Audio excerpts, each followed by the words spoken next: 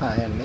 ఈరోజు మనం పొలంలో వడ్లు ఉంచడం అనేది జరిగింది. ఇవి మాకు తినటానికి అనమాట. ఇవి పట్టించుకుని రైస్ మిల్కి తీసుకెళ్ళి పట్టించుకుని ఇవి మేము వంట చేసుకోవడానికి ఉపయోగిస్తూ ఉంటాం అనమాట. చాలామంది రైతులు ఏం చేస్తూ ఉంటారంటే మన దగ్గర ఉన్నట్లు అమ్మేసి బయట షాపుల్లోంచి 25 కేజీల బియ్యం కట్టలు తెచ్చుకుంటారు. మేము అలా కాదండి. ప్రతి సంవత్సరం ఏంటంటే ఒక 10 కట్టలు లేదా 15 కట్టలు ఉంచుకుంటాం. సంవత్సరం చివరి వరకు మళ్ళీ ఇప్పుడు మనకి మార్చి కదా, ఈ మార్చి నుంచి మళ్ళీ నెక్స్ట్ ఇయర్ మార్చి వరకు కూడా ఇవే వడ్లు మేము పట్టించుకుని తింటూ ఉంటాం అనమాట.